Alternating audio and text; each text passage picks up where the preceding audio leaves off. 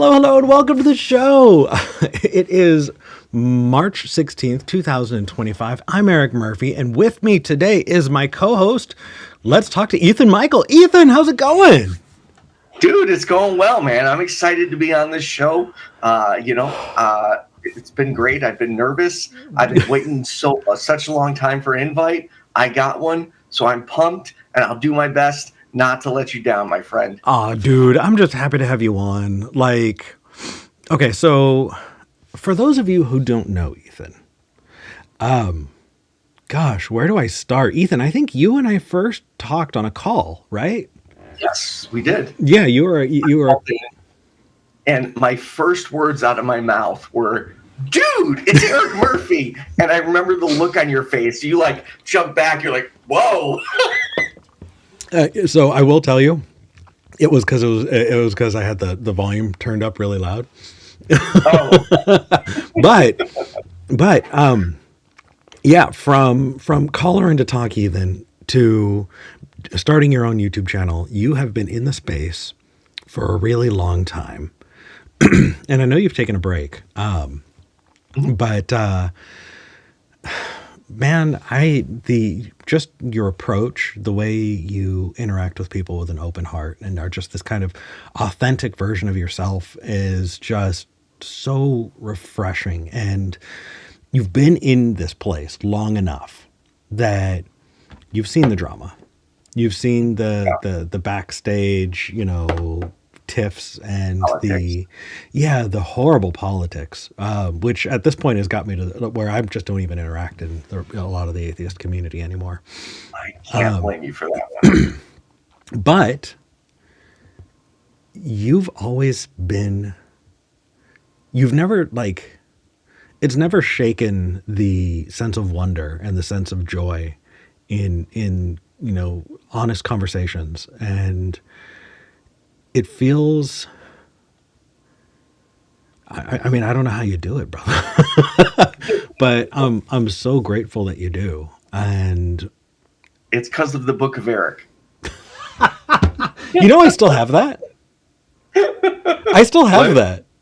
You do still have it? I still have it. It's right off screen. Maybe I'll grab it while we're on a call. I do want to put the phone number up there, though, because we have open lines and a call screener who's ready to take your call. So if you want to call in, it's 412-SKEPGEN. That's 412-753-7436. Or you can go to tiny.cc/SKEPGEN. That's tiny.cc/SKEPGEN. Give us a call. We'd love to talk. Okay. Oh, yeah. Yeah. So with that out of the way, just what have you been up to, brother? What's good? Are you coming back? Would you like to come back to YouTube? So I did start 4 weeks ago YouTubing again. Oh, God, I needed a break because I was exhausting myself. So at one point, and I remember, Eric, you even warned me, I was doing 5 shows a week. And you're like, slow down, brother. We need you in this for the long haul. Don't take on too much. And you were right. I took on a lot because I just did these wide variety of shows multiple times a week. So I dialed it back some. And then eventually with my primary job and stuff, I had to step away and take a break. So yeah, it was about 4 or 5 weeks ago. I started getting back into streaming. I've got several podcasts lined up every Tuesday. For those who don't know, I hosted a show called The Perspective, where we would not just accept religious calls, but we'd accept calls about ghosts, aliens, Bigfoot, Mothman. So if you believe in any of those, today is a great time to make a call. So if you have evidence of ghosts, I want to hear it. Let's talk about it. Yeah, if you've had a supernatural, or not just supernatural, but like a paranormal, that is the word. Yeah, it is a really good day for that. Yeah. So, dude, you had The Perspective, and you had you had was it 2 shows that you were doing with Jenna? I had one show with Jenna. It was a mental health show, and then I also had the Pickup Line with Hannah Vaughn, where we talked sex, dating, and relationships. That's right. And that was honestly one of my favorite shows because Hannah and I are both major ADHD. So it's literally like, wait, squirrel ran across the screen, and we end up just getting completely distracted. Like, one of my favorite moments was when Hannah went on this tangent, and I'm sitting there typing while I'm producing at the same time. And she finishes, and I don't say anything, and I'm sitting there typing. And I'm just like, and she goes, "You didn't hear a word I just said, did you?" And immediately I burst into laughter, and my face was beet red. Yeah, I loved it. I'm still in touch with Hannah, actually. Hannah's great. I love her to death. Me too. Me too. Yeah, I'm sorry. I'm just going back, man. Talking to you is just like a blast from the past, you know? It has. It's been a while. We've texted, we've talked on the phone a few times, but overall, we have not been on screen together since my last recovering from religion fundraiser. Oh, geez. That was 3 years ago almost. Yeah. Yeah. My goodness. Well, I don't want to wait that long again. I would love to have you on, on SKEPGEN more than just this time if you're interested. So like, let's get that clear. And I'm saying this publicly. I also do actually have an announcement. While we're waiting for calls to roll in, I'll do the usual spiel as well. Hey everybody, if you like the show, and you have not hit the like button, if you have not subscribed to the channel, do that. It would really, really help. Subscribing makes a difference. Yeah, subscribing bumps that algorithm, and hitting the like button means that the YouTube algorithm is more likely to recommend it to other people and gets us out there. If you want to support the show, consider going to patreon.com/skepticgeneration. That's patreon.com/skepticgeneration. It goes right, it just gets funneled right back into the show, and every little bit helps. So thank you for doing that. And I also have a timely announcement. Ooh, I'm excited. Yeah, well, SKEPGEN just wants to say thank you to Bree Badger. Bree has been a pretty consistent call screener on the show. And while still a friend, is moving to do other things, and it's not going to be call screening after today. Today's their last day call screening. So, Bree, from the bottom of my heart, thank you. Bree has been a pillar in making sure that we've had a call screener, and have been able to handle things on the show. So thank you, Bree. And, I wish you the best, and I hope we keep in touch. So I wanted to say that on the air, because goodness knows Bree has been around for a while. All right. You've always been a great dude, Eric. That's all I got to say. You really have. Very generous with your time, very generous with other people. You've always been a straight up dude, and I appreciate it, man. Back at you, brother. Back at you. You still have mod permissions on the channel. Oh, I do? I never removed them. I've cleared things out several times, and I've always kept you on, just in case you come back. Oh, well, thank you. Yeah, I know, right? Okay, so I think we're going to need to vamp a bit until we get calls. Should I put the phone number up one more time, you think?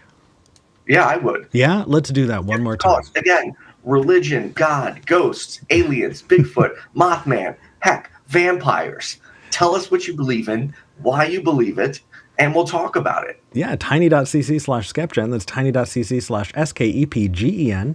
Our call screener is waiting to talk to you, and we would love to hear from you. All right, we're getting one caller in. We're going to get that person screened, and then we're going to go from there. I can probably talk about, so Dean Meadows, who is a once a month host on the show, came to Portland this last week. Okay. And brought a group of Christian college students who have not really interacted with many people in the LGBTQ community. And so it was an interesting idea when Dean reached out and said, how would you feel if I brought students to come to you and talk about it. And I said, you don't have gay people over there in Virginia? And Dean was like, well, we do, but I mean, I really thought about it too. And when you're in college, you're still figuring your shit out, and especially when it comes to sex and sexuality, like that is a rough and tumble time. You're still getting your shit together. And I thought, you know what? I'm comfortable in my skin. I'm happy where I'm at, and, we brought other people, but as far as me representing bi folks, yeah, why not? Bisexual people usually get, skipped over anyway.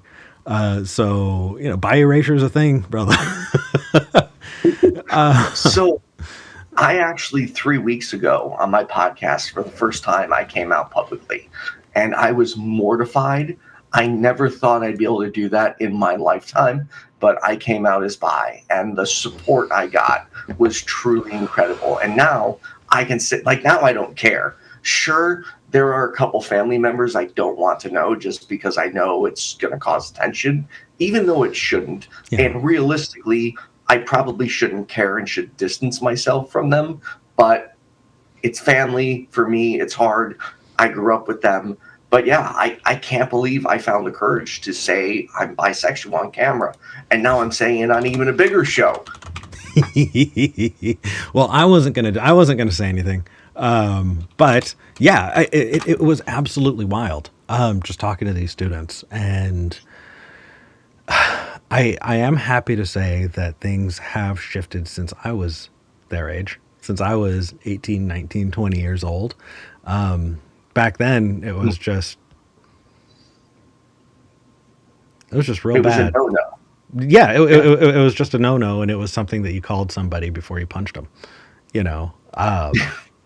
and now there are bigger conversations to be had. It's not just about being queer. Well, it's not just about being sexual. It's about your identity, and it's about being queer, right? And what queerness means, and how we are part of this community and part of this society with you, whether you like it or not, and how that interacts and challenging some inbuilt stuff that was just wild. I was expecting it to be, pretty solid week, but by the time it ended this week, I was wiped. And Dean has had a serious, has been the one basically, running the entire thing from beginning to end. I could not begin to imagine how wiped he is. So when he was just like, Eric, let me back off this episode, I totally understood. So if anybody was wondering, it's not the only reason, Dean is not on is because bro is busy. He and I spent a lot of time this week together. So that's why.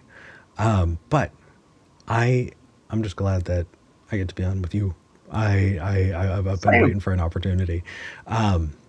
So let's actually hop on with our first caller. I think it's time to take a call. Let's first talk to Alfred in Texas. Alfred. Hey, Alfred, how you doing? You're live on the show. Hi. Hello. What would you like to talk about today? Talking about the concept of forgiveness and kind of through a Christian perspective. Okay. That is that's a really big topic. Yeah, what's up? Yes, well, I know Christianity has many problems. One of the best things I think there is about it, we find it in the earliest layer of the Q document. It has this stress on forgiveness. If your brother sins against you, forgive him. And I think it's a beautiful thing. I mean, maybe we should define what forgiveness means later. But yes, I think that to start though, we don't have a copy of Q. I was just going to ask that. Yeah. So, Ethan, correct. Ethan, if you don't know, in the New Testament, you have, Matthew, Mark, Luke, and John. You've got your 4 big books that are talking about, right. The life of Christ. But scholars, biblical scholars, mostly Christian scholars, have kind of determined the order in which they were written, because you can see that some of those books have kind of cribbed their notes from earlier versions and have whole pieces that are taken from earlier versions. So like if you look at Matthew and John, you will see that they've borrowed from Mark and Luke. Okay. And so what you have... That okay. Oh, did I get that wrong? Well, many people would question that. I don't know if Matthew used Luke. If Matthew did you say Matthew used Luke? Yes. Yeah. So Luke... That's a controversial statement. If you said that in academia, they'd kind of look at you a little funny. I believe... Usually Luke stated later.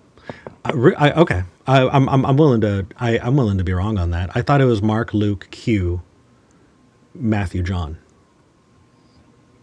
I mean, some people may be saying that. Generally, Mark is first, people think. Yeah. Matthew and Luke each used Mark.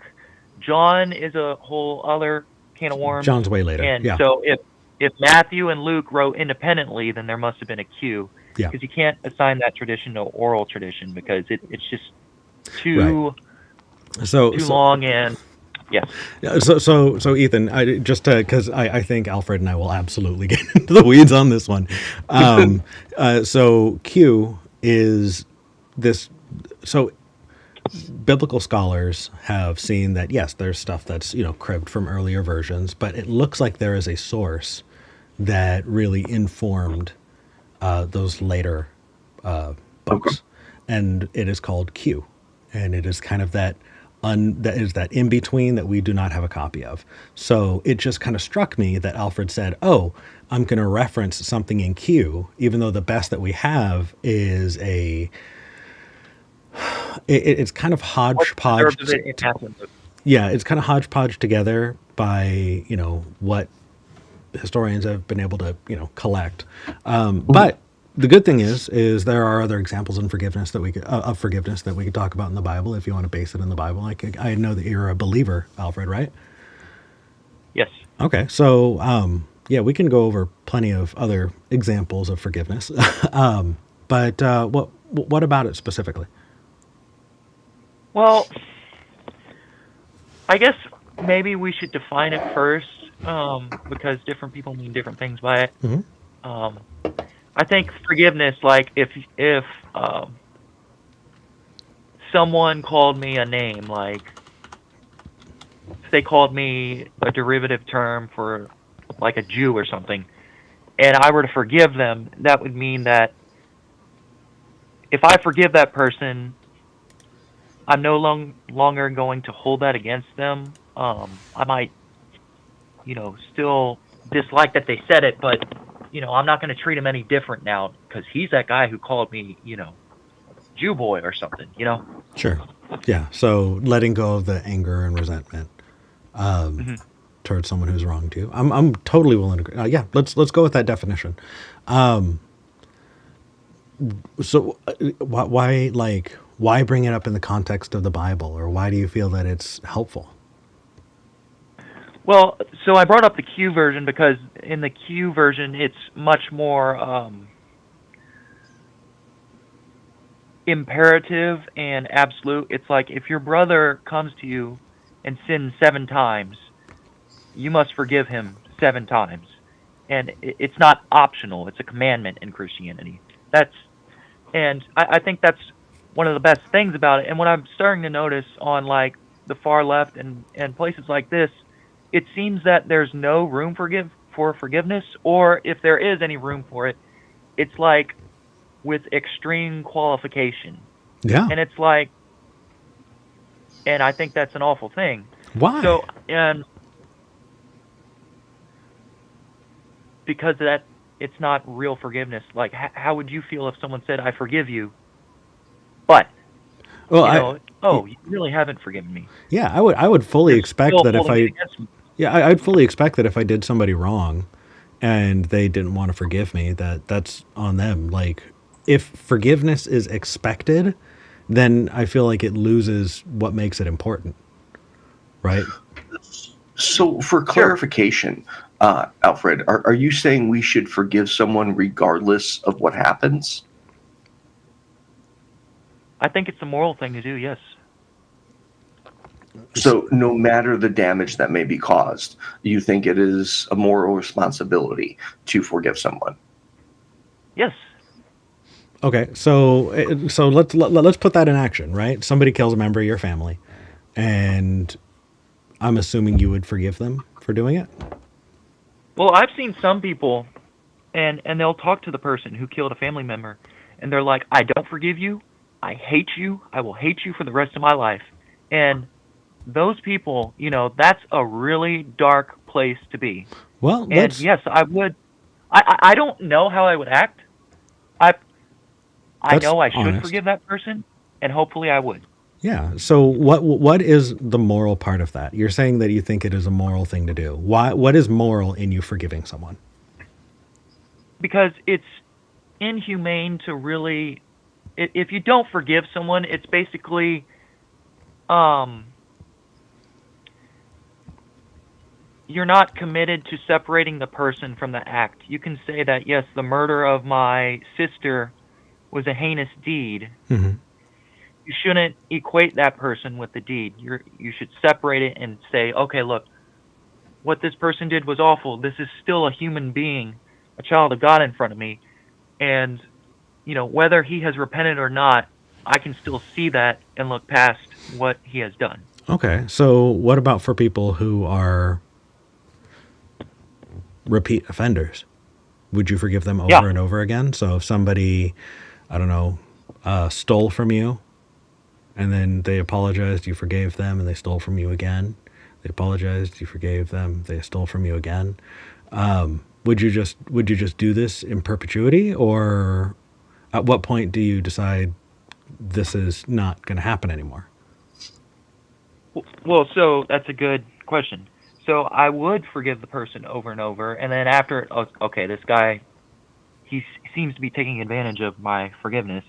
That's fine. I would, put in place. I'd take precautions to, make it so that he wasn't stealing from me anymore. I'd lock my fridge or whatever. But I'd still Yeah. forgive him.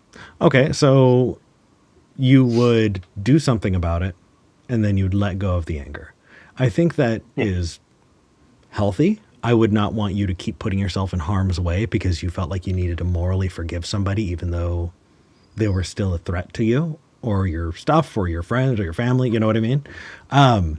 But here's my piece on the other side of it, right? Like I think forgiveness is great if you want to forgive, but there have been times in my life where I've done something really shitty and lost a friendship. And I look back at that as a hard earned lesson that I'm not going to do that again, whatever happened, right? Because I don't want to lose friends in the future. And I think that being someone's lesson can be incredibly beneficial, that you could actually be doing them a huge service by showing them that there are permanent consequences to their actions so that they would have to be better in the future with the next relationships that they have. Like, there are more people on this earth than you're ever going to meet.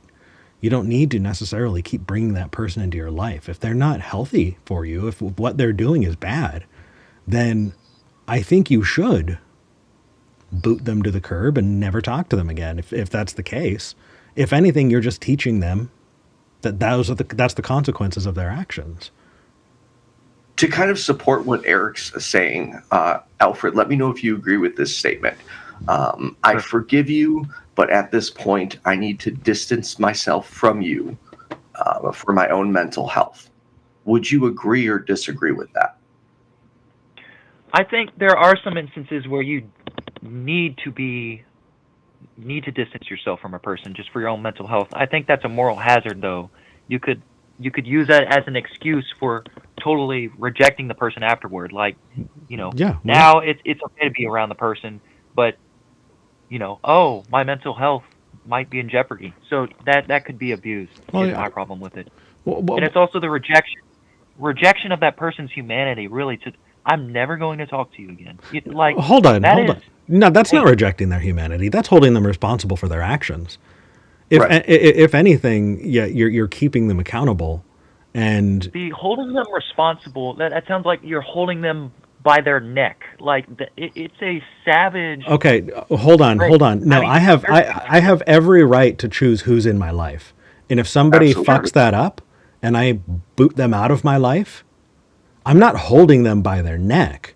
They can go elsewhere. They don't get to be around me. they don't get to. No, they don't. That, okay. Yeah. Why? Hold on. Hold on. That See, kind of darkness is why I think that. one shining exemplar of what can be great about Christianity. I mean, I'm sorry. No. Honestly, it sounds like you're making a really bad argument for Christianity here. So I'm really Sure. interested. So there are really toxic people out there, and I think that part of growing up is us understanding, and recognizing who those kinds of people are, and setting firm boundaries in our lives, right? So having a firm boundary is incredibly important. And if somebody Mhm. breaks that trust or breaks those boundaries, then they are not part of your life. And that is not toxic. That is healthy. That is part of being a well functioning adult. You don't let Mhm. somebody back into your life because, like, if you don't want them there or they're not good there, they go. How is that good? Okay, so see this is the difference between you and me. Yeah. You said there are toxic people, and Mhm. I differentiate. Like, for example, I think what you're saying is toxic. I would never in a million years call you a toxic person. I don't think you're inherently bad or evil. There are people, I myself have been captured by, toxic ideas, and really it's when you look at it like this isn't a toxic person, they're just they've adopted this toxic ideology. It's not really them. It's more humane and um I lost my train of thought. No worries. Sorry. No, you're involved. It happens to me all the time. So You're good. while you're trying to remember that, let me ask you a question. And this isn't something I'm particularly proud to admit, but I think it's relevant to the point. I used to, after my brother died, I developed a painkiller addiction. And unfortunately, I screwed people over. I hurt people. I took advantage of people. I manipulated people. And it took me years to overcome that addiction. Are you saying you agree or disagree that during that point in my life, I was or was not a toxic person? You were not a toxic person. You had an addiction. You were a victim. I wasn't a victim, though. At You least don't I think don't feel you're that highly way. addictive? Um, I made the choice. Did I? Is addiction a disease? Absolutely. I'm not denying that. I suffered through it, but I firmly believe I was a toxic person, and every person in my life that decided to distance themselves from me, I completely understood it. Now I've since made amends with all of these people, and it's like nothing ever happened, except a couple family members. But I firmly Exactly. believe I was a toxic person, and all those people in my life absolutely had a right to distance themselves from me to avoid from getting hurt repeatedly by me. I'm not arguing that no one has a right to distance themselves from someone they won't forgive. I'm just saying it's not the moral thing to do. And, it's that less of a perfect world when people behave like that. I Yeah, no, I think, Alfred, what's interesting is usually when I'm talking to a caller, I do my best to understand where they're coming from and see if we're like differing on language or something like that. But I think I understand, and I truly disagree with you. Like, truly disagree with you. Okay. So, speaking from my own experience, because that's all I've got, right? Hmm. I've had a number of people who, unchecked, unmedicated, and I don't mean to like make this specifically about mental health, but Hmm. if somebody in your life is like narcissistic, and not like recognizing it or doing anything about it, it can be really, really damaging on their friends and family. Right. So I grew up with a good amount of that, and because of that, I sought that out in my adult life and made friends with people with personalities like that. And it took me a long time to disentangle myself from that. And I've got to tell you, the people, those people, I won't ever forgive them. And I also don't hold room in my heart for them. I don't think about them ever. It's not hurting me to have been like, oh, that was really shitty. I'm staying away from that person for good. I live on another part of the country, so it's not like we're needing to be in community with each other anymore. Where's the moral peace in that? Like, I'm trying to like personalize, like I'm listening to what you're saying and I'm trying to apply this to my life, and it's just not fitting. So would you repeat the part like how your feelings towards the person, like I don't ever have to be around them, or what was it? Yeah, so I live on the other side of the country. I'm nowhere near them, and I'm probably never going to be around them again. But even if I was in community, right, in the same area as them, that person being excluded because they did something really wrong, that's human. That's understandable. I don't understand why you think there's a moral component to forgiving someone. I feel like if there's a person who I've just made it up in my mind, I don't care what this person says, I don't care what happens to him, I'm not going to talk to him ever again. As far as I care, he could, just the whole thing. That is inhumane in my view. It is. Why is it inhumane? Immoral. Because you're not really acknowledging that person's humanity. That's still a person. Yeah, and I can recognize that's a person I want to be far away from. They're still a person. Mm-hmm. I'll give you a funny example. As I was talking to some Christian students earlier this week, who were absolutely willing to be in community with me and would not recognize my humanity, which was absolutely wild. So I feel like now I'm getting they not recognize your humanity? Oh, they thought that my existing in the world, right, as a queer person, was somehow inherently bad and needed to be hidden from. See, they could say, I don't deny your personhood. I just think what you're doing is evil, because that's what you just pulled a second ago. Okay, so. Oh, I'm acknowledging this person's personhood. It's just a person I never want to be around. I never have to see. I never have to talk to. Agreed. I mean, this is what KKK people say. No. Hold on.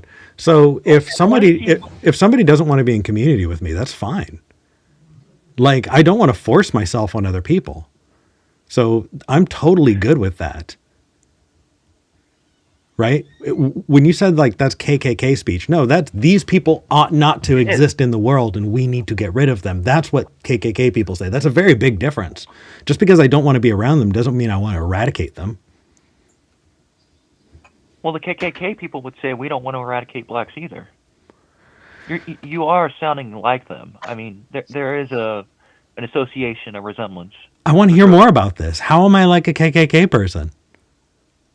They don't want to see black people. They don't want to be around them. They want to be separate from them. Yep, and I think that a lot of black people are happy to oblige, get them to be set, like, okay. So where does the KKK do a bad thing? Do you think it's bad for them to say, I don't want to be in community with them? Of course. See, I'll tell you where the bad thing is, to me. The bad thing to me is to say, I don't want them near me and I don't want them on this earth. Right? Or to say, I don't want them near me and I think that their evil is destroying the planet or destroying, Christian society or destroying, creating white genocide, and I'm going to go commit violence in order to protect the white race. Like, those are, that's where it gets evil. But to say that you don't want to be in community with a group, that's your prerogative. That's something that, like, yeah. It sounds like, Alfred, you're letting people into your life who might not be good, and you don't have a tool to be able to filter them out. And that sounds like it can create a really bad situation for you. Can I ask you a follow-up question, Alfred? Sure. So let's take now. I want to be very clear on this. I love my family to pieces, but some of them, I love my family. for in other words, Interesting. so some of them have hatred towards my ideology. One of my aunts said that because of my seizures, I got brain damage, and that's the only reason I'm a liberal and an atheist now. Now, I do stick around these people, but at times I think my life would be better off without them. So I don't go hang out with them. If we're at a family event together, I'm there, I'm civil. But do you think I should keep two people in my life who fundamentally dislike everything about me? Well, so you said that they fundamentally hate your ideology, so even they're making a distinction. I don't think that's a exactly moral thing on their part to be doing. And there's a difference between just, I am never going to talk to this person, be around him, show him any goodwill when you well can. And it's not a, oh, it's for my mental health. There's a difference between that and what you were describing, where, like, I mean, it actually hurts you to be around them. That's a different kind of thing. Okay, so what do you do with that? Because that is an example of, like, I'm on a lot of subreddits, and one of them is people who've gone no contact with abusive parents, and changing my number, changing my address, not giving it to them, and moving on with your life. And you see these parents that just yell and cry because they can no longer access the victim that they want to continue to abuse. And so what you're saying is actually very similar to what these abusers say to try and wrangle their victims back to them. So help me draw a line here, because right now what you're saying is something that can perpetuate abuse. How do you distinguish that? Or how do you, yeah. I don't think you've been listening quite. I said, like, for example, in the instance of a multiple repeat offender, the guy who keeps stealing from you, all I'm talking about is not treating him any differently, not holding his theft against him. But you should. Like, I agree there's a moral component, and I think it would be immoral to not hold them responsible. No, I'm talking about forgiveness. In that case, I wouldn't be, like, perpetuating abuse. I would, like I even said, I'd lock the fridge, If this is a person who is highly susceptible to being abused, you would counsel that person, look, that other person who's abusing you is a child of God, a human being. You've got to take measures to protect yourself at the same time. Yeah, that's the exact opposite of what you should be doing, Alfred. If someone is being abused, you do not counsel them into how to understand and accept their abuser. You counsel their abuser to get help and get the hell away from the people they're abusing. You don't sit there and that's victim blaming. Not exactly. How is it not, right? If somebody gets sexually assaulted in an alley, and you talk to them and you say, oh, well, you need to recognize the person, the humanity in the person who assaulted you. I'd like, do you talk to the person? Go ahead. So, I wouldn't exactly lead with that. It would be, how are you? What can we do? All that. And that might be like almost a footnote in the conversation. Not, that's a freaking predator. That's a demon. F him.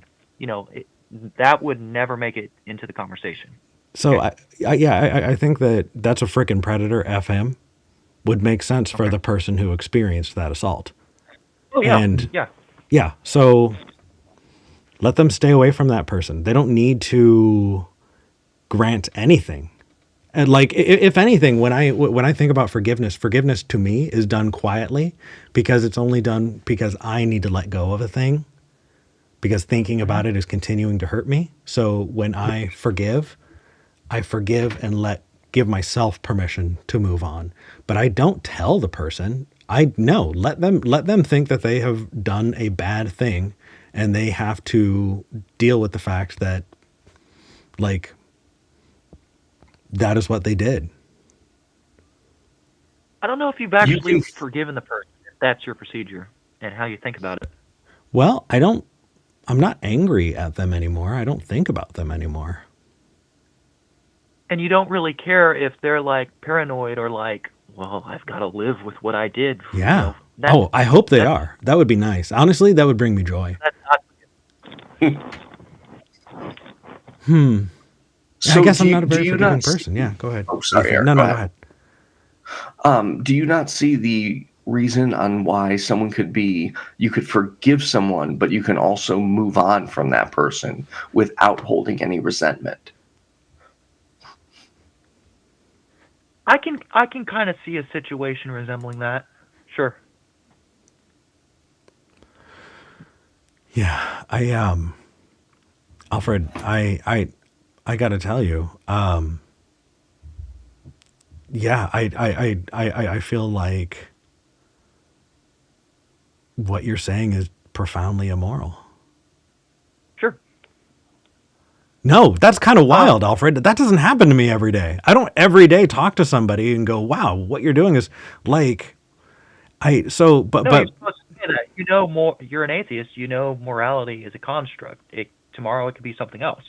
And I listen, know for real that you're just flipping the table on me. Really, what you're saying is the immoral thing. It's extremely toxic. And because I'm not spouting, I don't think you're a toxic person, okay? And I forgive you for it. That's okay. Alfred, I don't think you're a toxic person either. And I think that, like, what's interesting is I'm reading the live chat and people are like, "Oh, but is the God stuff true?" And it's just like I'm talking to somebody who has a very interesting moral standpoint, and that moral standpoint is what I want to talk about, right? So, like, for people in the live chat, the moral piece is what what I'm interested in right now. I'm with Eric on that one. Yeah, but no, yeah, I'm really stuck here. I'm not trying to turn the tables on you in like a clever atheist way. Like, I'm genuinely trying to wrestle with this, because it sounds like when you called, the assumption was that forgiveness is always good. And I don't think it's always good, because right, like I thought the assumption would be forgiveness is always good. We see that in the Bible, therefore the Bible is, promoting a thing that's always good. There are times when forgiveness is not a good thing. Okay. I But if I may segue a little, I know you often talk about this has to do with forgiveness, that yeah, impact matters more than intent. yeah, absolutely. So and I've called before and I said if I stabbed you, there's a big difference in my mind between if I did it on purpose or if I did it on accident. Because if I did it on accident, I'm going to be driving you to the hospital. If I did it on purpose, if you're still moving in 2 minutes, I'm going to be stabbing you again, right? And Right. you said something like, "Yes, you did it on accident. I get it, but you still stabbed me." Uh, And is so that a fair?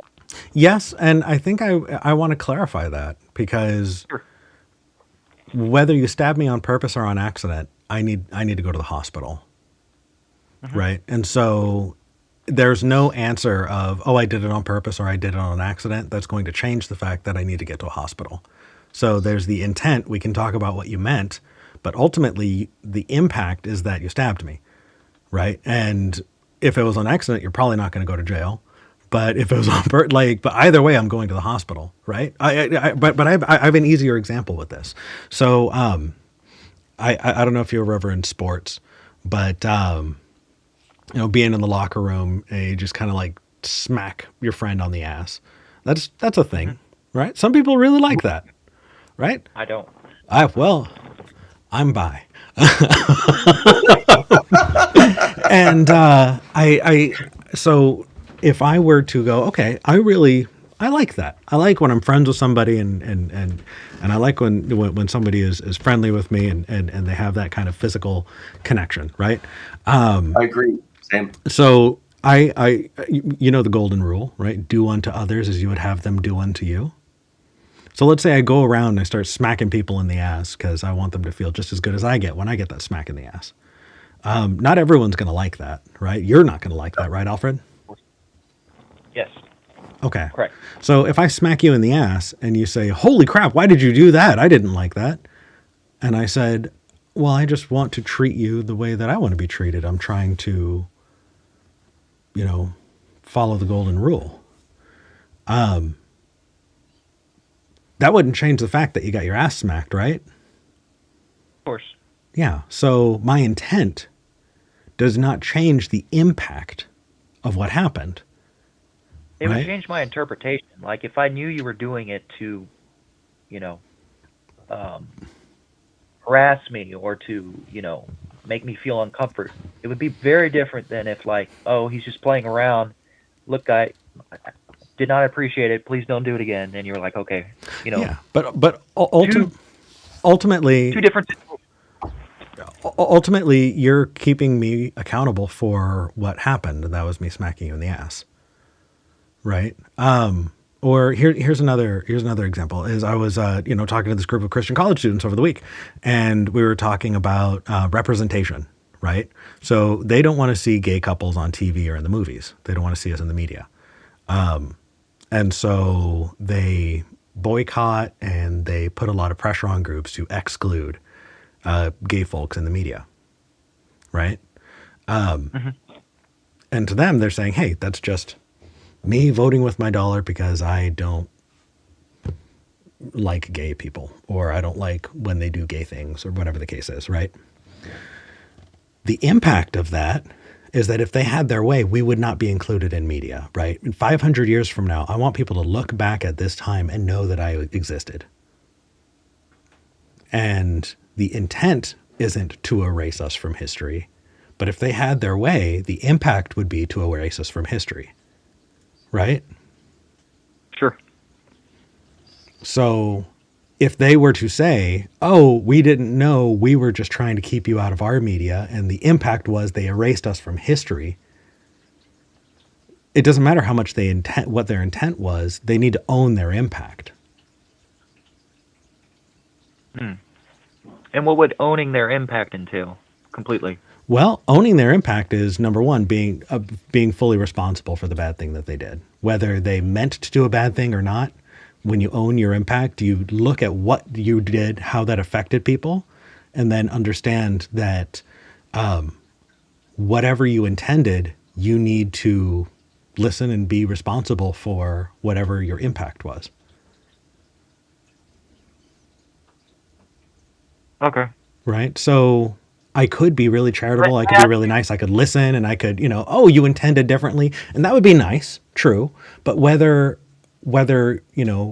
I reached amends with that other person or not, I need to understand. You care more right? about the power dynamic. I'm sorry? It sounds like you care more about the power dynamic than the actual humanity of them. I think that might be our fundamental difference. The power dynamic. Well, do you think I need to be thinking about the humanity of the people who would want to erase me from history? That would be one thing, yes. I when think you fight monsters, you become a monster. no. Sorry. When you fight monstrous things, you need to be careful not to become a monster in the process. And I want to backtrack a little. I don't think people are monsters. It's the things they do, their ideology. Sorry. No worries. Yeah, I don't know if we're going to come to resolution here. Hopefully I at least clarified the intent versus impact thing, though, because if that's what you came away with last time, I think I did a bad job of explaining that. Sure. Or you see like a celebrity that vague tweets, and it could be really, really, really offensive, and they go, oh, I didn't mean that. And it's like, okay, but you did offend these people, whether you meant to or not. So to apologize is to say, hey, I'm owning the impact of what happened. I want you to know that's not what I meant, but ultimately I'm being responsible for the impact of my actions. if I could help you see it how I see it, like imagine so the coronavirus came from China, okay? I And I that don't okay. sorry, and it came from there, and I don't really care about casting blame. Sure. Imagine people saying, and how it got here. It was just eventually going to get here. But imagine someone saying, China, we got the coronavirus from you. You infected the whole world. You killed millions of people. I know that wasn't your intent, but you need to own your actions because the coronavirus, you gave us like, how would you feel about that? So a global pandemic. Oh, well, first of all, I don't endorse discriminating against people based on their race or their Sure. country of origin. So if someone were discriminating based on somebody's race or country of origin, I think that would be really, really, really shitty. And I think that Of course. it could be coronavirus, it could be anything. It could be anything. If somebody is discriminating based on that, that's really, really shitty, right? Your example of the KKK, them discriminating is really, really, really shitty, right? I'm sorry that I didn't clarify that. But yeah, I think holding an entire nationality, an entire race of people accountable for a global, like that, they were victims of it too. Hmm. Hmm. So But there no, was the impact of what happened. We right, got the virus from China. right. You know, like that's what I'm hearing from you. Well, Sure. you still stabbed me. It's like I, it was never the intent, and Okay. I'm not really interested in holding people accountable for a virus. No, but you want to hold people accountable for their actions. And if you think that a virus is their actions, that's crazy. Sure, and if I may hone down a little, so let's say like we could track it down to the person who got coronavirus, the first case, and spread it to other people. Let's just say we knew who this person was. Had he not, gone to this beer joint, and then it spread from there, there would have been no pandemic. Okay. Um, would I still get the same line from you that this person has to live with his consequences and what he did? No, he didn't intend to kill millions of people, but that was the impact of his actions. Would I still get that from you? So the interesting thing is, so I am granting the premise so I can respond to it because I think Sure. arguing the premise is just going to get us down an entire other route, and I want to listen to you and engage on this. If what I did had the impact of killing people, if what I did had the impact of killing one person, not to speak of millions, I would hold myself responsible for that, and I would live in shame, and I probably have a hard time living honestly for the rest of time. For as long as I drew breath, I would be deeply, deeply ashamed of what I did. And the fact is that, like, not only would I do that to me, but I would fully expect that to be the case of, someone who did that. Yeah, no, they should absolutely be held accountable, and they should absolutely be like, That person who went to a bar, that person should be held accountable for the impact of his actions. so the I'm trying to read between the lines. I'm trying to get to the point of what we're talking about, right? If somebody's Mhm. actions hurt another person, they need to own the impact. Even if they didn't intend it, their impact is still the impact, Hmm. right? If you lit a cigarette and you tossed the cigarette butt and it accidentally burned down a building, you're still responsible for burning down the building. That's a different case. I'm sure you'll note this. There's a difference between going to a bar and not knowing you have a virus and carelessly tossing out a cigarette butt. Like to give Oh, another example, sure, pretend sure. that So So Well, the virus one is a really weird example because not knowing you have a thing is hard to hold somebody accountable for. yeah, well, I tried to follow, but if you're going to get into the nuance of it to get funky with it, then let's go with something easier. oh, something easier? Yeah. Sure. So let's say uh you call um your girlfriend and she's flying a plane and it distracts her and And the plane she crashes. crashes. Sure. And it can be directly attributable to you. Had you not called, she'd still be flying perfectly safe. Yep. Um, I would be responsible for her death in that way. Yeah. And that's here's the thing. wild. Here's the thing. Like socially, we would understand and we go, Eric, you didn't know, and we would Right. recognize that that is understood. And also, I did it. Right. Like, Okay, yeah. I know you think I have some wild views. I also that's wild. Right. And I don't mean it. Like, No, all right. that's okay. Alfred, thank you for calling though. Appreciate you. It was nice talking to you. So, Eric, That since was this topic fucking got brought up, weird. have you Yeah. heard of Daryl Davis? Daryl Davis? Yes. Is that the guy who hung out with the KKK? Yes. Yeah, Exactly. he gets brought up The all only the reason I time. bring it Yeah. up is because the KKK was brought up. And for those who don't know, highly recommend looking this guy up. He would go to his friends' rallies and support him. And slowly but surely, he got several KK members coming to his, because he was in a band, coming to his shows. And after several years, he got his closest friend to give him his robe and say he was done. And now he's known as a robe collector. Well, he will go around friending KKK members and try to get them to give up their robe and give up their racism. He's a fantastic example of friendliness, in my opinion, because I can't fathom the mental strength it takes to do something like that. Yeah. Me neither. And I also would not advocate for anyone to do that either. Like, No, I'm not. but- Sorry, I'm not advocating for that. no, but it is interesting, right? Like to look at that and yeah, I would not. That's yeah. There was so many things wild. here. The coronavirus thing was a weird spin, wasn't it? Like I was not expecting to go there, but we do have somebody who wants to respond to that, and then we do have like other really good callers. Okay. But because forgiveness is on the topic, let's roll into talking to Herbert. Herbert, you wanted to jump in on forgiveness? Hey, Herbert. Yeah. Hey, Hey. Ethan. I'm really disappointed that call ended with me agreeing with the caller.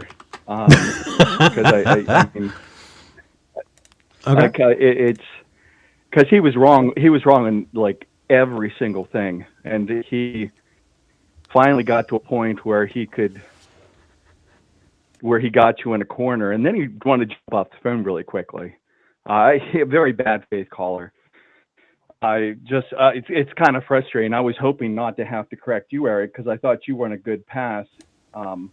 Hey, So to let everyone know, if when I fumbled in the end zone, talk to me.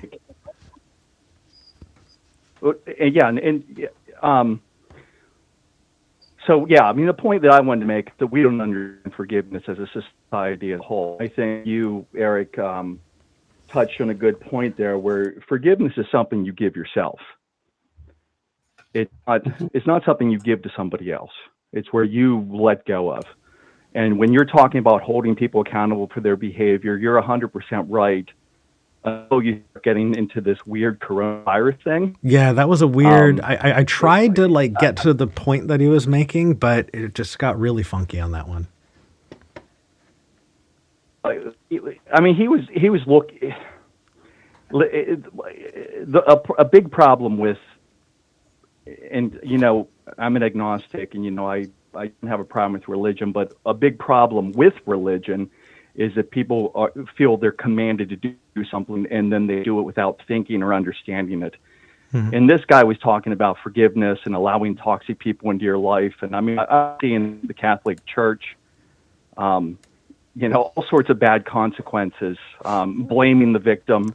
Right. The victim blaminess was weird. Also, like the number of children of narcissistic parents who finally managed to get out from under the abuse, like they need to stay away from those parents. And like that felt like it word for word what those kinds of parents complain about on Facebook. Well, you should forgive me. Why? Why? Don't need Yeah, to. well, they need to do what's best for themselves. Yeah. And if you're going to have toxic parents who don't accept you for who you are, and they're never going to accept you, then what's best for you, Well, in mind, would be that you stay away from them. yeah. Or also parents But who that's not always the case. yeah. Or parents who habitually Holding steal someone or that kind of stuff. Like, yeah. Holding someone accountable, like you don't have to get rid of your parents if they're toxic, if they're willing to change, willing to listen. If you have the bandwidth and the emotional capacity to be with them as they're changing, but if they're just going to be toxic and hate you because of sexuality or your belief system or whatever, then and you can't stomach it, then what's best for you is for you to hold them accountable to that and Yeah. move on with your life. Okay. So But in regards to where yeah, the intent and impact thing, you said I fumbled. What's up? well, I mean, this is a legal thing. They talk about this in the law a lot, and a person is only culpable for actions in which they recognize that they're taking, right, or consequences in which they can a foreseeable consequence to their actions. So you have the coronavirus, you don't know you have it, you go to a bar, you get somebody else sick. It's not your fault. And I mean, So, but if we're talking about the hold legal them sense, accountable, yeah. if we're talking about the legal sense, involuntary manslaughter is a thing. Right. Right, but in order to meet an involuntary manslaughter, you have to act in a manner in which you should have known was dangerous. Well, so yeah, it's recklessness, right? So, maybe you weren't paying attention while you were driving because you were texting while driving. You hit somebody, right? Your intent was not to hit them, but your reckless disregard for your actions has caused someone to not be alive anymore. And so you're still going to get charged for killing someone. You're just not going to get, murder one. You're going to get involuntary manslaughter, which is still a charge. Right, but if you don't know you're sick and you go to a bar, Right. and you haven't done anything that you could see as reckless. If you call your girlfriend and you don't know she's flying a plane, then it's not your fault. If you know she's flying the plane, No, then perhaps it might be your fault. I don't know. Well, and like this is where the legal part really is why I didn't bring in the legal piece because there are so many nuances there. Even if it was something you did not know, you could be held tortiously liable, right? You can be sued for damages because such as right. The insurance company could hold you partially liable for the total loss of the plane. You could be held liable. Right. O.J. Simpson, even though he was not found guilty they couldn't. of murdering his wife. No, they couldn't. No, they couldn't. No. I mean, O.J. Simpson. I mean, that's a big can of worms there. I mean, did O.J. Simpson go there, and did he know that? I mean, but O.J. Simpson, if he knew that he was in physical violence, then I mean, that's far different than calling them not knowing they're flying a plane. So you could not be. The reason I brought that up, like you're right, that bit of nuance we're not going to get into. What I was going to say was he was found not guilty in criminal court, but he was found guilty in civil court.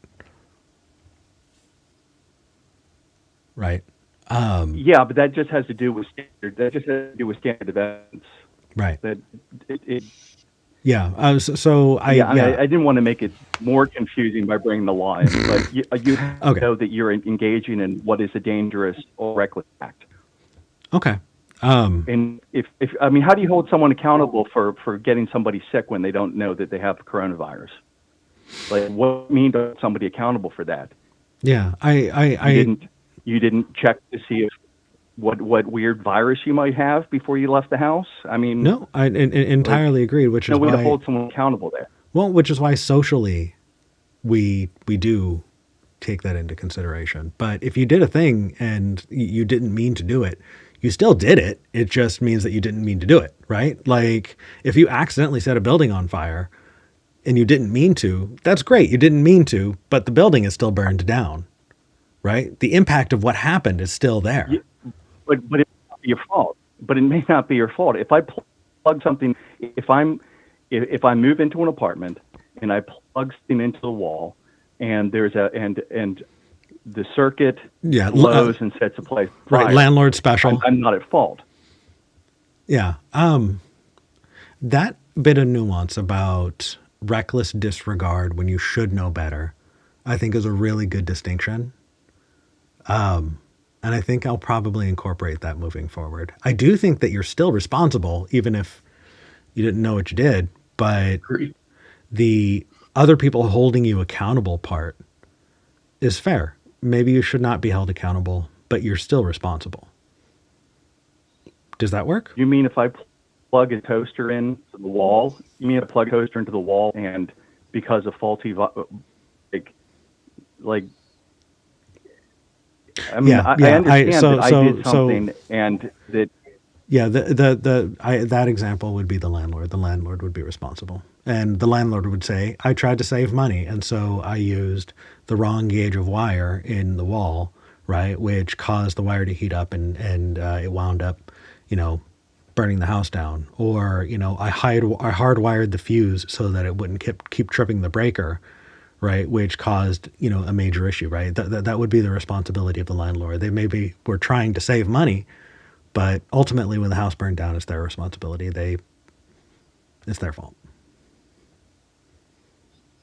Yeah, I mean, there has to be a foreseeable consequence in order for there to be, I mean, when you think about the law is society. Like that's, it thinks about, it is society. It's not just courtrooms and lawyers and stuff. It's a reflection of society. And I holding people accountable when they don't know the foreseeable consequences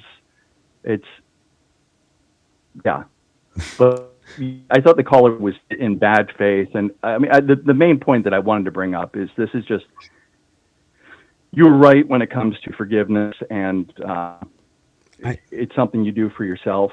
You're right to hold people accountable. The problem where people think they're an expert because they go to church and they're taught to forgive, so they do so in a way which is unthinking and possibly creates more problems. Yeah, I do want to push back. I don't know that person was dishonest, and I don't know if that was a bad faith argument. I think Thank you for saying that, because that's where I was going. Yeah, right? I think that when you are in an environment where somebody says, I hit you when you're bad and I hate hitting you, but you just keep making me do it, right? That is the core of Christianity. That is God's relationship with his people, right? I created hell. I hate sending you there, but if you keep fucking up, I'm just going to keep sending people to hell. Like, that is an abuser mentality. And I feel like from the top down, from the top down, there's an internalization and a moralization of being abused and justifying the actions of the abuser. And so it could have been an internalized abuse victim mentality. You know what I mean? It did not necessarily need to be bad faith. Yeah, I don't know whether or not he's bad faith. Like, I don't have that knowledge. The reason I believe it is not, I mean, I agree with you 100%.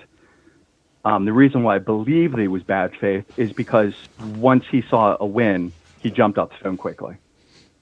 And that just kind of signaled to me that what he was looking for was not really to support the idea of forgiveness or to argue or explore it, but he was looking for something else. Again, I don't know that. Yeah, but we do have a couple other people who want to hop into calls. But Herbert, As Nice always, talking to you. yeah, I appreciate your input. Yeah. Take care, brother. Yep. Take care, guys. You All too. right. Let's shoot over to the next caller. We have someone who wants to talk about their experience with ghosts. Yes. This might just be you, Love Ethan. ghost stuff. Yeah. Purple in Minnesota. How are you doing? Hello. Hello, hello. What did you want to talk with us about today? Well, I did want to say hi to you. We actually met back in 2019 at the ARC protest, Hey, cool. but I've gone through a lot of changes since then. Oh yeah? Okay. So what's up? What about ghosts? Do you believe that ghosts exist, or what's up? Not anymore. And that was I had some experiences that while I was pagan, I did attribute to ghosts, Okay. but more I realized.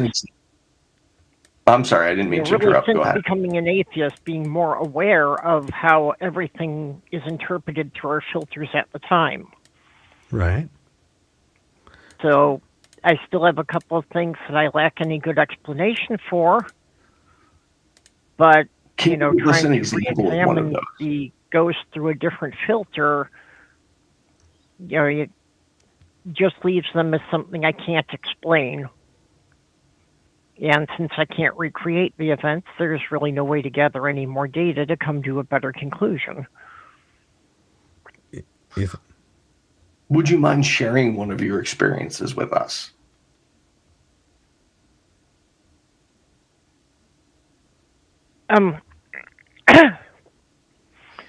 Well, one of the really weird ones was when I had visited New York City and going through Ellis Island.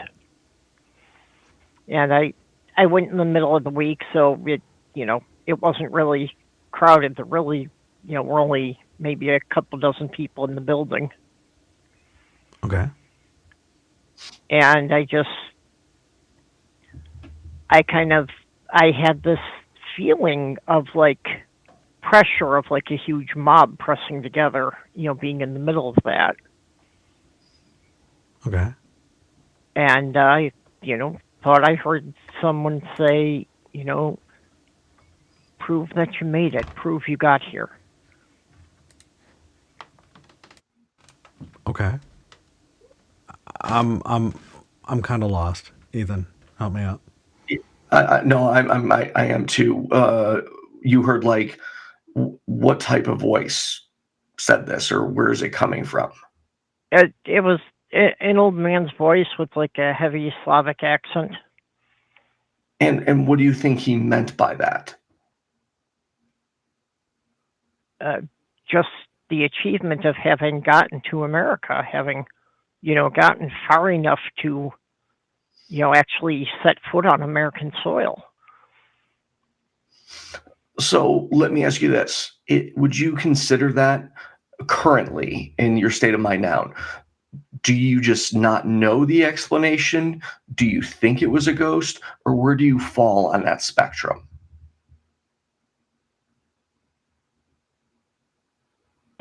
At this point, again, I've learned a lot of other things about myself and that, and learned a lot more about how much sleep deprivation can play into these things. Mm-hmm. I've always been chronically sleep deprived. Yeah. Oh, I'm sorry to hear that. Yeah, that is very real though, for sure. Yeah. I don't know if I have very much to work with here, Ethan. Yeah, my only other question, there's not a lot of room to go, but what specifically changed your mind from thinking these were ghost stories to not believing they're ghost stories and leaning on towards something like sleep deprivation?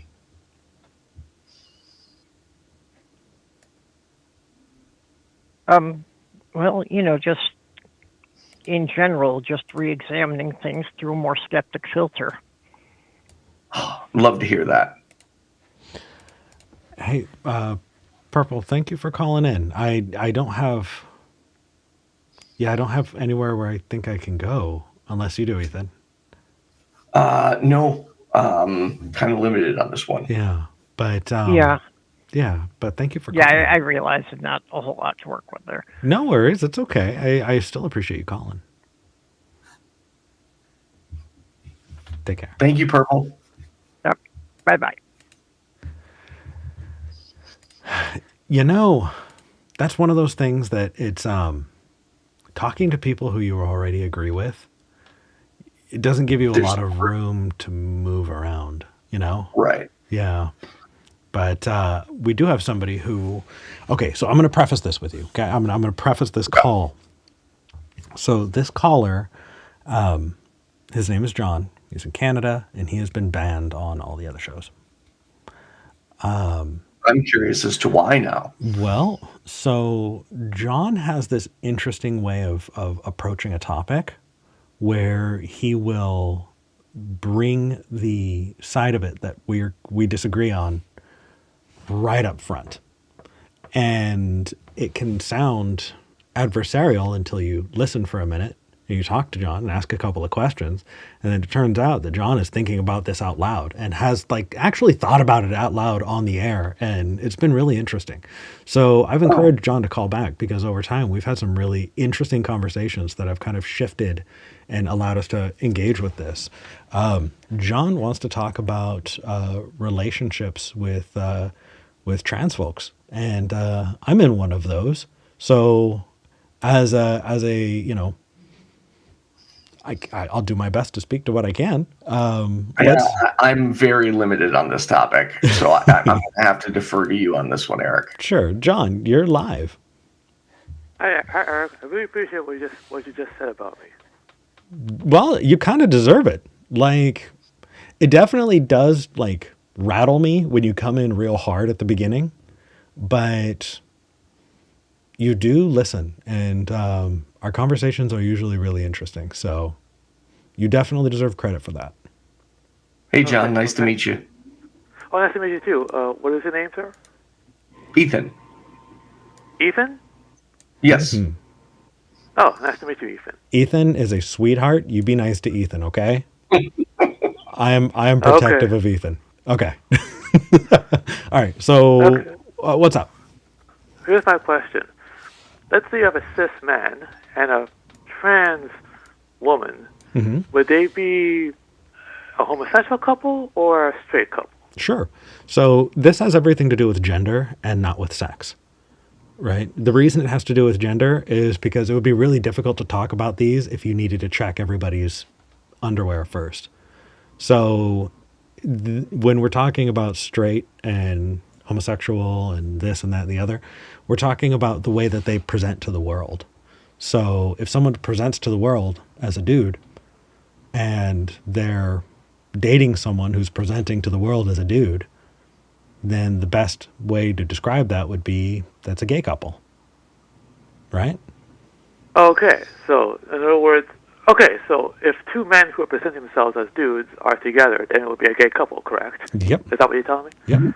Okay, but what if the two people in question, physically they're female, but they present themselves as male? Would they be gay? Yep. They'd be Or is this straight? that would be a gay couple. Okay, let me repeat the question. Okay.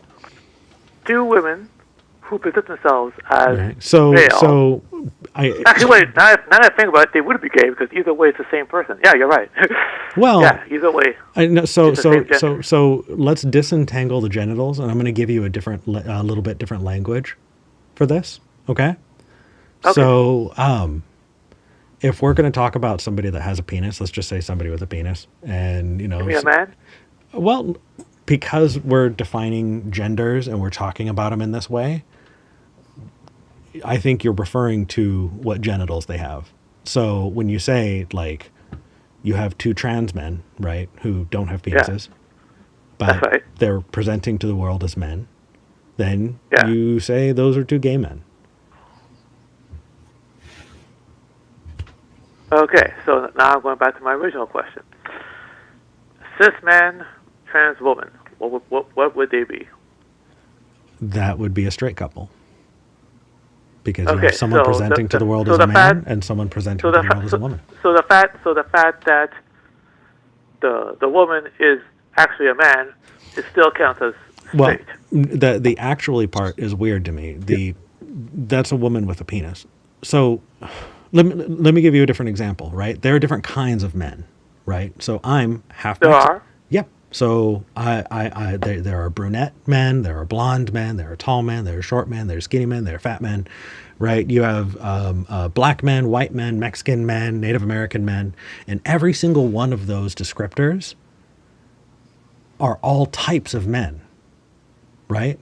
And you don't say one is more of a man or actually a man when you're talking about the things that describe them, right? Like them being blonde or having brown eyes or blue eyes.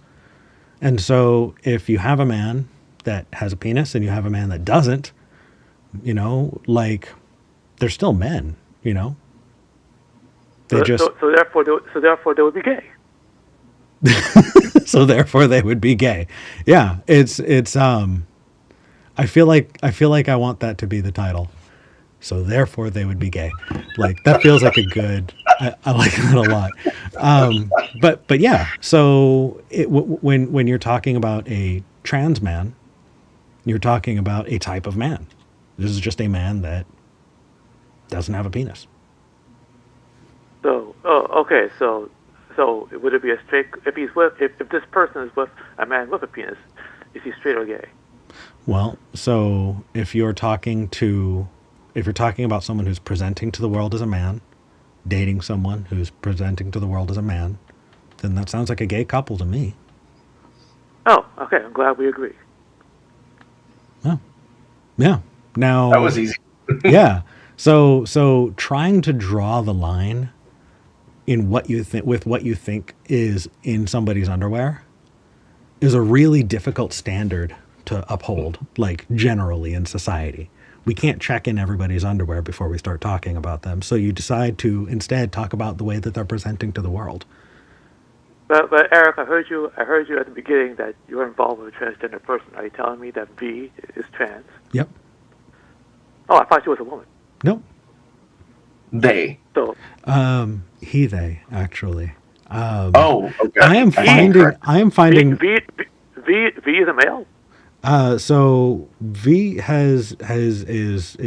uses both pronouns, but I'm telling you right now, our relationship is gay as fuck. we can talk about whatever pronouns we want, but I am in a very, very gay relationship, and I'm very happy with it. Oh, I'm happy to hear that. Yeah, right. So what pronouns do you use for V? V, he or Yeah. they. Oh, so you use the male pronoun. Depending. We kind of switch back and forth. Really, honestly, the pronouns are fluid. Like it's kind of doesn't really matter. Okay, well, okay. Here's a question. What if your good friend or your mortal enemy, Mr. Donald J. Trump, decides to come out tomorrow as a woman? Mm-hmm. Would you consider him a woman? And if that's the case, would you be cool with him because he's identifying with your ideology?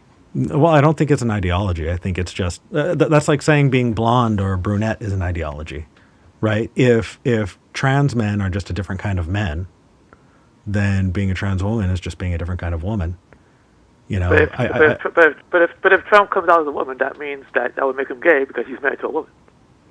You're right. And there are plenty of gay women I don't like. But I would recognize her as a woman if that was the case. But we wouldn't be friends. Oh, okay, all right. Let's make this a bit more personal. Okay. Let's assume, for the sake of argument, that you two guys are in the men's change room, and then let's say up until for 30 years a man has been identifying as a male. Then today he says, "I'm a woman." Then he walks right in. Mm-hmm. So generally, if that's the case, I have not had a single interaction with somebody who's lived that experience that it hasn't been on their mind, that they haven't been agonizing over it for 30 years. And so if somebody has been going by he, him pronouns, and after 30 years is finally saying, "Hey, could you please use she, her? I'm a woman now. Not only would I absolutely use those pronouns, but I would have a sense of like, man, your journey, right? Like, damn.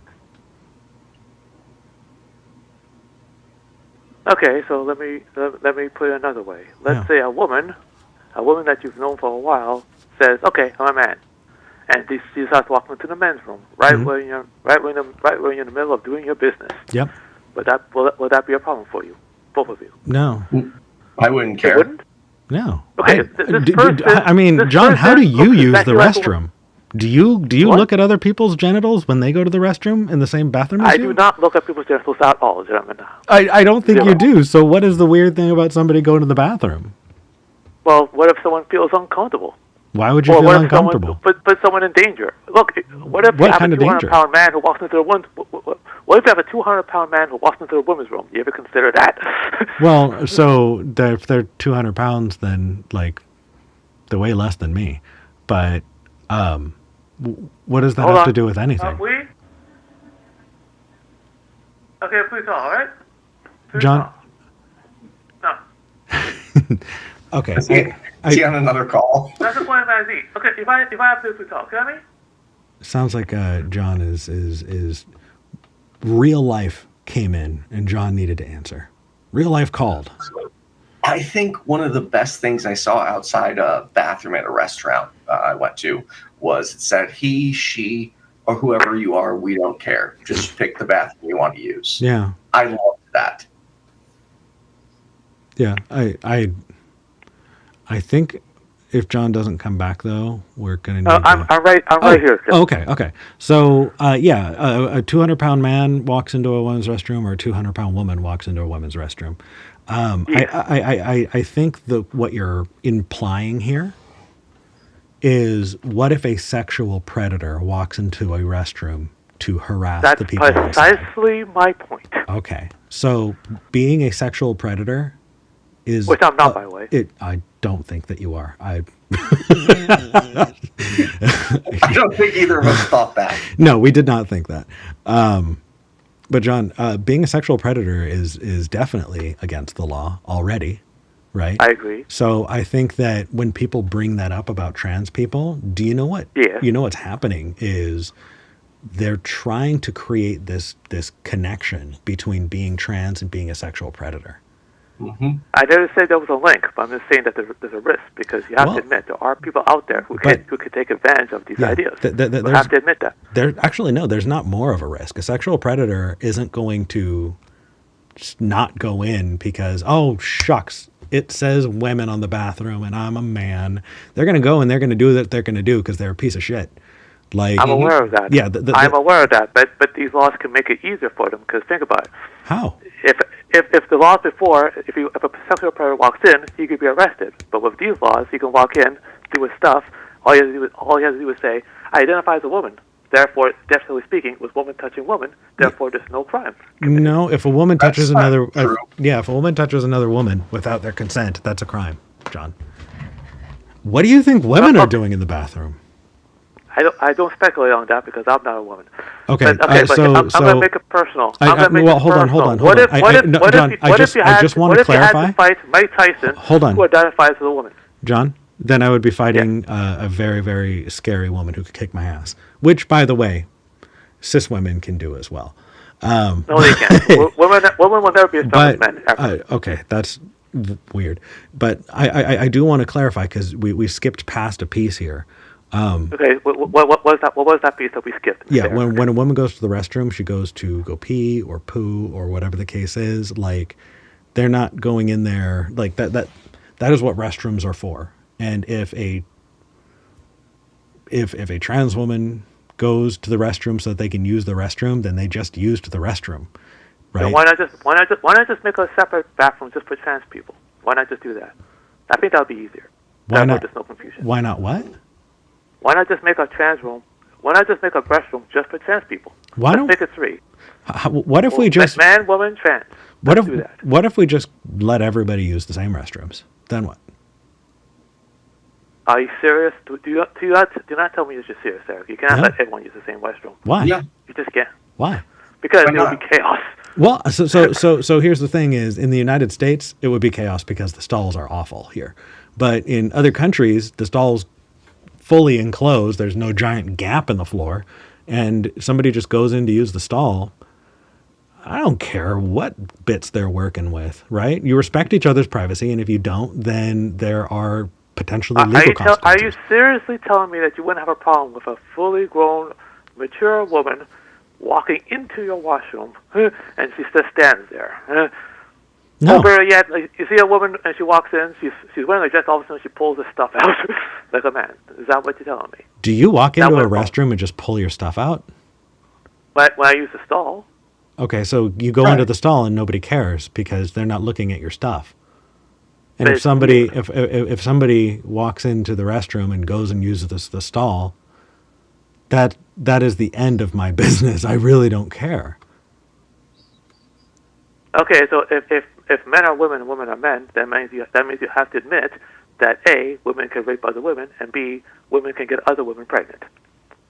Yes, and women can and have always been able to rape other women, cis or trans. Yes, but you're also admitting that women can get other women pregnant. That's what you're saying. That's correct. Or a man can get pregnant. That's what this means, gentlemen. Yep.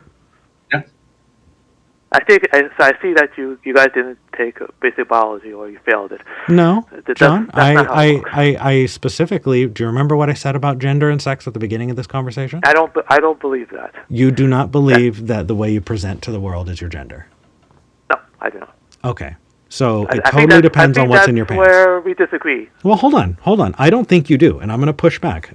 So you think it totally depends on what's in your underwear? Yes. I'm Okay. 100% certain. Cool. So somebody has a penis, right? They're a cis man.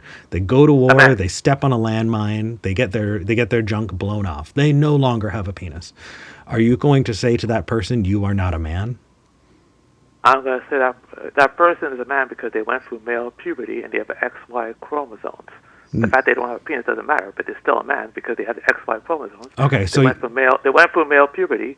They had the ability to get someone pregnant at one point, and I guarantee you they can kick a woman's ass any day of the week. John. Yes, Mr. Eric. I'm sure there are plenty of women who could kick your ass, and I know plenty of women. How do you know that, Eric? You've never seen me. Because there are so many different types of women out there that to make that assumption is ridiculous. But how do you know what's a woman? According to your own definition, women can be anything. Hold on, John. You're skipping past so many things. I'm not getting the opportunity to respond, and that's not fair. Okay. I'm so sorry, Eric. I'm so sorry, Mr. Murphy. Okay, so hold on a second.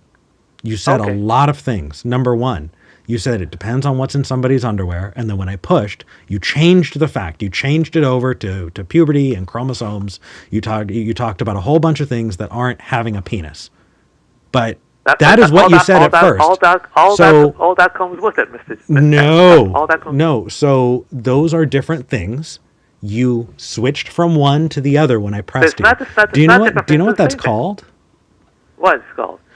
So that's a bait and switch or a Mott and Bailey type of argument. But all these things it's a tactic that people use so that they don't need to be responsible for what they say because they just switch things up and say, I was talking about something else. No, you were talking about what's in a person's underwear, and I held you to it, and then you changed. But all these things come together. It's a package deal. But it's not. How do you know that, Doug? Because I live in a world where I see that just fine, and I really am not in the business of checking people's underwear. Neither am I. Okay, so then you interact with their gender based on the way they present to the world, not based on their puberty. If I see a trans woman, I'm going to say dude. Well, that would be incredibly rude and incredibly. I'm not being rude. It is rude, and just saying it isn't rude doesn't change the fact that it's incredibly rude. So I'm not changing it. Look, you understand that, right? Just because you don't think you're rude doesn't mean you're not being rude. Am I being rude to you? If you intentionally misgendered me because you thought that you knew better, I would be incredibly offended. I never mistreated you, Eric, have I? Did you listen to what I said? You said that if I misgendered you, you'll consider that rude, right? That's what you just said, right? If you intentionally misgendered me because you thought you knew better than me about my own gender, I would consider that really rude. Look, Eric, I'm going to say this. If you want to identify as a woman, I'll call you. Well, if you want to call yourself Viola, I'll call you Viola. If you want to say that, you want me to mention you as she, I'll call you she. But I'm not letting you go into the women's room. and I think that is because you live in a society that has painted men as predators, and you don't. Eric, you and I are both men. We're not predators. Then quit perpetuating a stereotype. I don't like this idea that we're bad. We're the protectors. Ethan, it's our job to protect us. It's our job to protect women. Ethan, hop in. You've been wanting to say something. Just because now I lost my train of thought. Damn it. I'm sorry. Just because you have an issue with predators doesn't make trans people predators. So I never said that trans people are predators. Do not misconfuse my position. I never said that. My question to you is, what's the big deal if a trans man, what bathroom they use to you? Why does it matter? Because you can put women in danger, because you'll always have that one dangerous person that will take advantage of the law to rape a woman. I don't want so your issue is not with trans people. Your issue is with predators.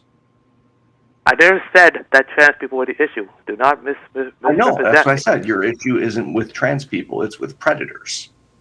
I hate predators. We do too. Okay.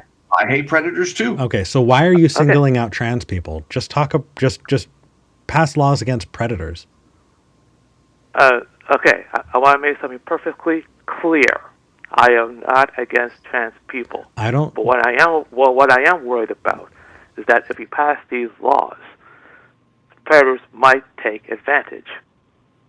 Not might, they will. So if somebody is intending to predate, to do a bad thing, like, they're not stopping because of the sign outside of the bathroom, John. That's not the determining factor. So let's stop pretending like it is. This is a problem. You have a problem with predators. I totally agree. We're on the same page there. But then you're saying we need to single out a group in the community because of predators. And I didn't say that. No? I never said that. Don't misrepresent me. Okay, so do you think that a bathroom bill preventing trans people from using the restroom of the gender that they present as, right? Do you think that's not singling them out?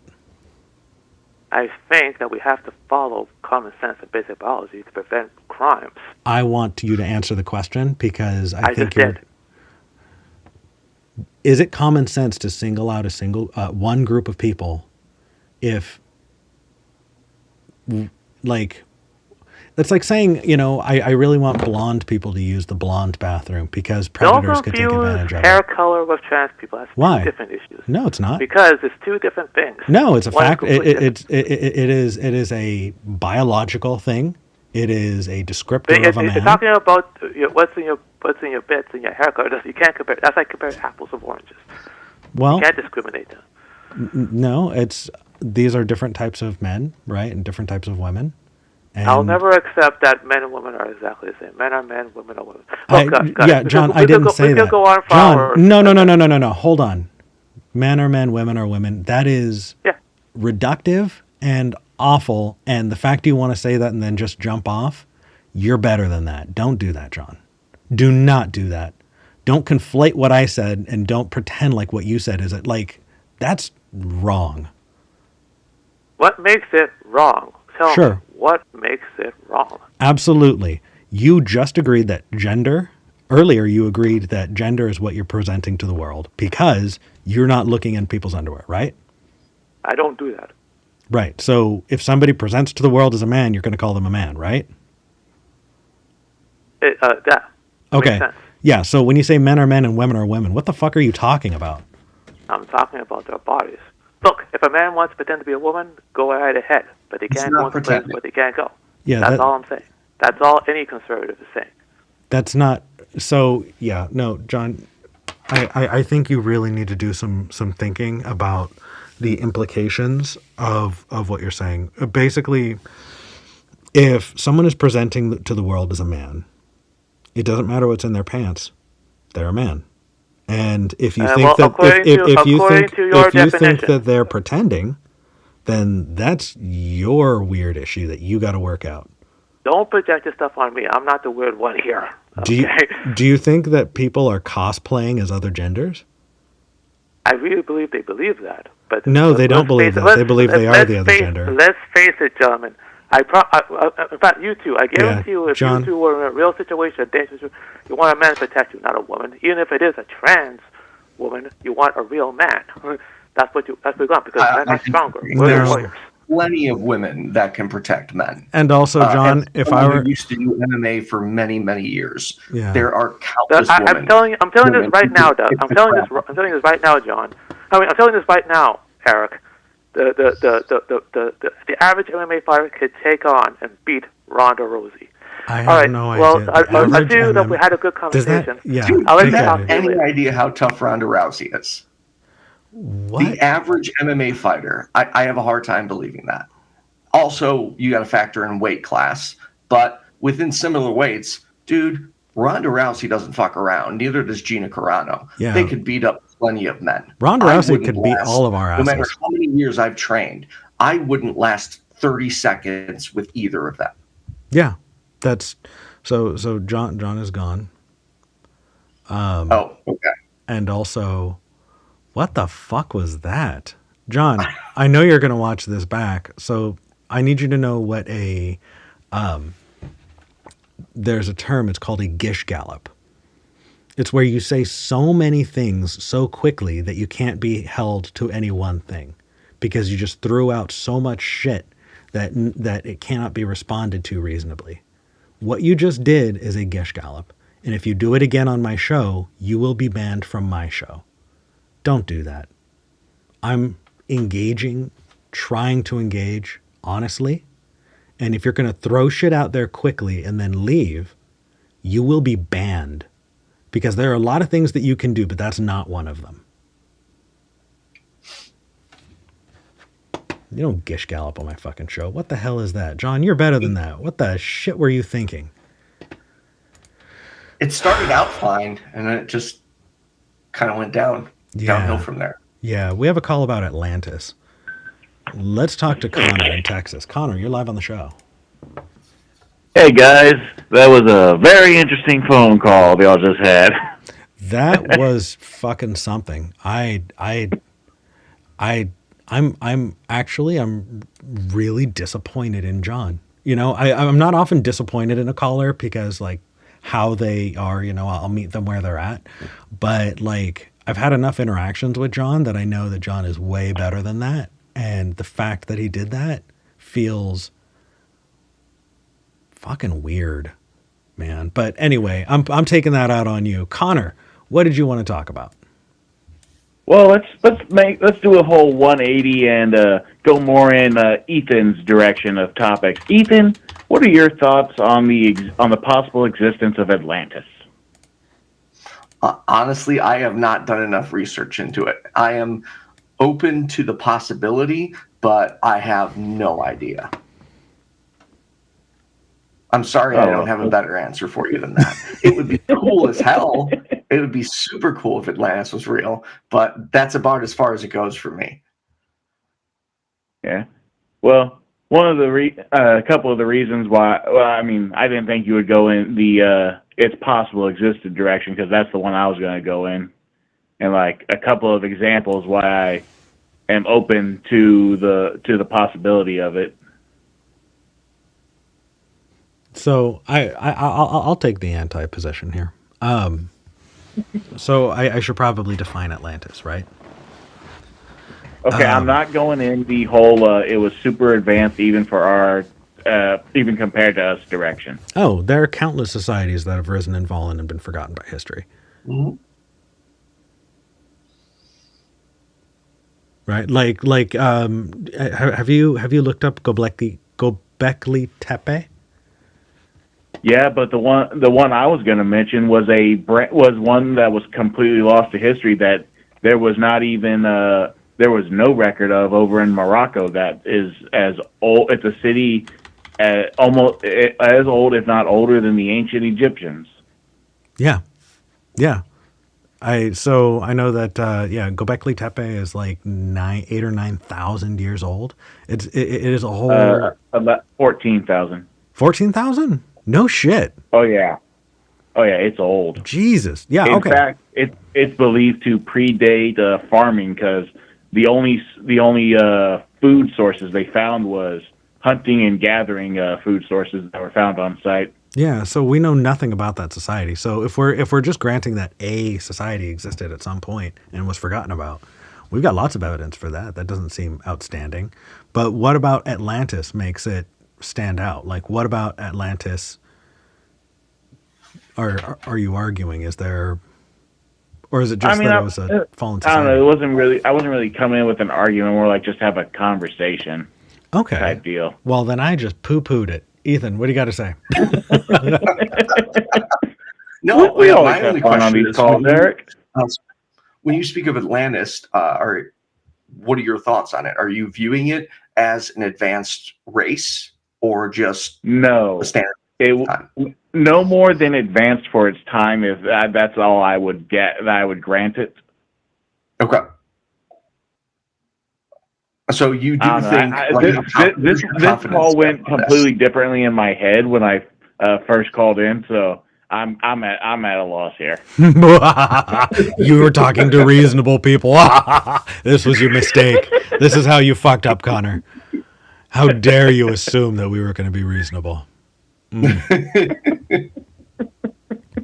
Yeah, sorry. I wish I had more information for you on that, or I could take the anti-position, but I just don't know. It's cool to speculate about. It's okay that you don't have the anti-position. I just had a different expectation. Well, I mean, so yeah, I think that there's a more interesting conversation related to that about how we have, like, in talking about this kind of myth of Atlantis, we've taken away the autonomy of those people groups who've done great things in the past and gone, oh, you couldn't have done that. You're too stupid.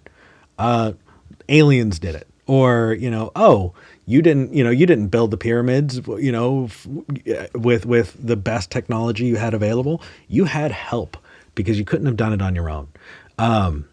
And that feels very similar to the way that we talk about a lot of things around, like, colonialism. And how, right. And how we, how it gets talked about that, the English colonies brought civilization to the unwashed, masses, and how there's just this really, really gross, idea that,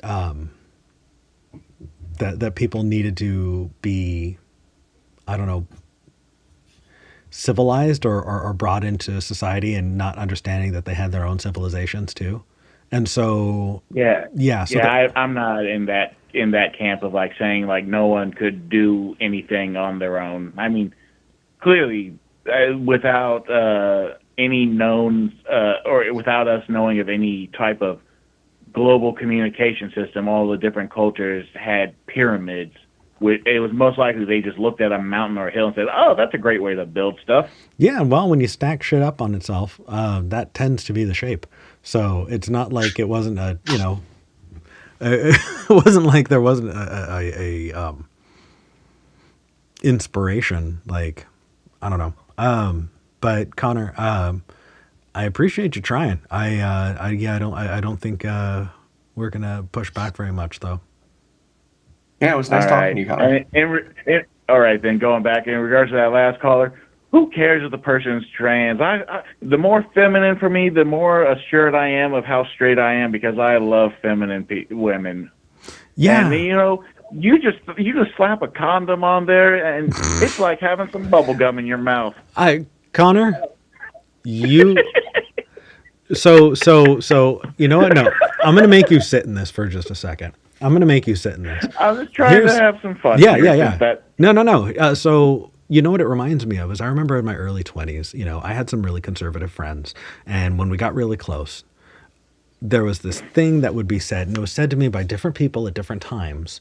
But they would say, and mind you, like, their view on trans stuff, this is before it was like a big conversation, They would say, would you rather be with a very, very masculine woman, right? Or would you rather be with, like, I don't know, a Filipino or a Thai ladyboy that you see online, right? And these guys who are absolutely straight consistently say, give me this femininity, because I think you're right. We are attracted to, often we're attracted to masculinity and femininity. We're attracted to the way we act those things out. And so it is very, very interesting that you brought up femininity and masculinity, because I do think that that's at the core of a lot of people's sexual preference, is the performance of those things. So that's a bit of nuance that I would never be able to bring up with John. Like, I don't think we would get there in 10 conversations, but No. Yeah. Also teaches you how uncomfortable it is to have something in the back of your throat. have a great day, John, you perv. Hey, it gives you an understanding Connor. of how. All right. You're red-faced. That got you red-faced, Ethan.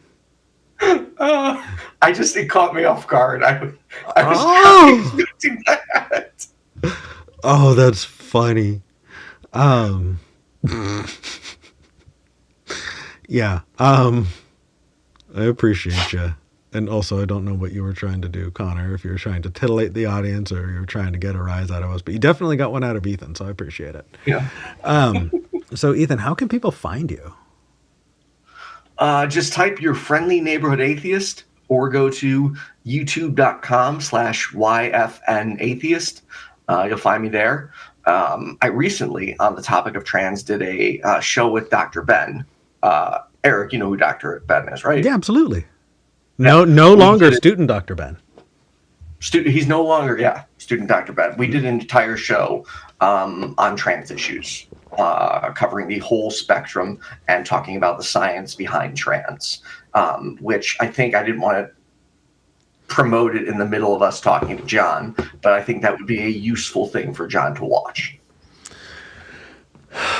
I think John could use all of the resources. So, yeah. Ethan, I miss hanging out with you, bro.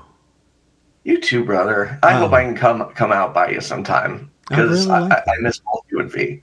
Are you going to be? Do you have time to go to the Discord after the show and hang out with some viewers? Sure. I just got to figure out my Discord login, because I haven't logged into it in like a year. So after the show, we tend to go on Discord and hang out. The link is in the description for everybody who wants to join us. It's a little more relaxed, a little more open, and not every conversation can be brought up on the air. So that is our place for it. But I do have a couple of things that I need to do, because it is the back end of the show. I want to read Super Chats. We read Super Chats every episode. So Sean Isherwood sent £5 and says, in intuitionism, triple negation is equivalent to single negation. I mean, generally, yeah. But double negatives don't always hold. I'm gonna need to practice the math on that. But I'll follow. My Unfinished Journey sent 222 and says, Hail Nero, Eric, Ethan, and history.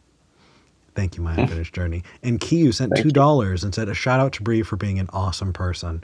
Bree, you have been a rock when it comes to just dependable volunteering. And I wish you the absolute best. And I look forward to keeping in touch. And just... I understand people got to move on and do other things. I am going to keep you in the credits, because I think for everything that you've done, you deserve to be there, even if you're moving on. But thank you. All right. So Ethan, it's probably been a long time since you've seen SKEPGEN. Our tagline when we begin the show is we need to talk. Okay. And at the end of the show, we say, we're glad we had this talk. But when we do it remotely, you never get to line up. So let's see if we can split the job, right? So I'll say I'm Eric, you say you're Ethan, I'll say we're Skeptic Generation, you say we're glad we had this talk. Glad we had this talk. Sound good? Sounds good. All right. Oh, hey everybody, like, subscribe, hit the notification bell to get notified when live show or clips are coming out. And yeah, patreon.com/Skeptic Generation. Every bit helps. Until next time, I'm Eric Murphy. I'm Ethan Micheal. This is Skeptic Generation. And we're glad we had this talk.